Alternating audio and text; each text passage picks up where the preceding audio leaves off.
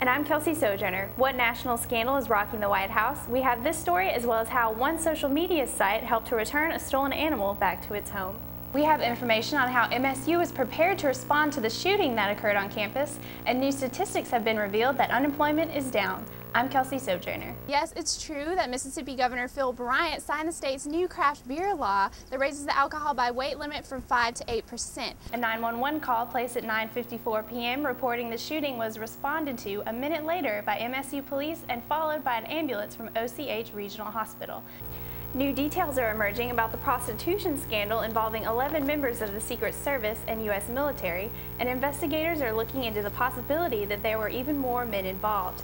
Illinois Congressman Bobby Rush was removed from the House floor by a clerk for inappropriately donning a hoodie and sunglasses to lament the death of Florida teen Trayvon Martin during one of Congress's morning sessions. 3 men are facing charges of trespassing, stealing, and unlawfully keeping a protected animal after allegedly stealing a penguin from SeaWorld on the Gold Coast of Australia's Queensland. Starkville is a wet city, which means they can serve alcoholic beverages, but Oktibbeha County is a dry county, which means the county cannot sell alcoholic beverages. But the nonpartisan staff of the Joint Committee on Taxation stated that the bill would only raise about $47 billion over the next 10 years and would not be enough to reduce the gap between revenues and spending. MSU Meridian dedicated its new downtown campus on April 4th with help from the Riley Foundation. The foundation, formed in 1998, donated $6.2 million to renovate the Newberry building, the new home of MSU Meridian's Division of Business. A celebration for graduating seniors was held Tuesday at the Hunter Henry Center on campus.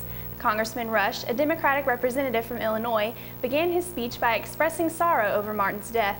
As he spoke against the evils of racial profiling, Rush removed his black suit, revealing a gray hoodie, which he put over his head before putting on sunglasses.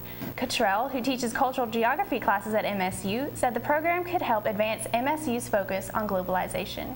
Although the military members being investigated were not directly involved in the president's security, the Secret Service men reportedly had the president's schedule visible in their rooms, creating a potential security breach. MSU officials say the school's instant warning system, crisis action team, and emergency policies functioned correctly and timely during the March 24 shooting incident that occurred on campus. Although it may have looked like tailgating going on in the Junction Friday, there was a lot more going on behind this fun event. The American Cancer Society's Relay for Life is a nonprofit fundraising event that celebrates the lives of cancer survivors and honors those who have lost their lives to cancer.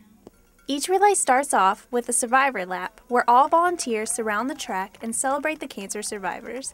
There is also a lap for those who have taken care of someone who has battled with cancer. Because cancer never sleeps, most Relay for Life events can last up to 24 hours.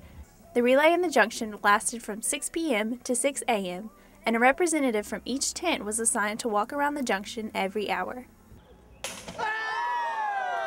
Booths were set up by many student organizations on campus, all with different activities to help raise money.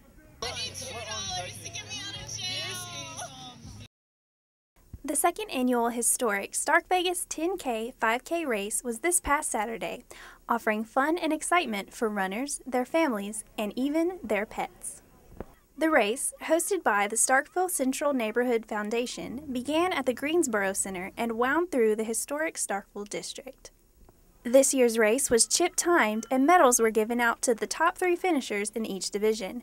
Over 200 runners participated this year, including Take 30's own Newman Kazari. Stokes Grocery Store in the small town of New Albany, Mississippi, got its start in 1922 by a family in business to sell.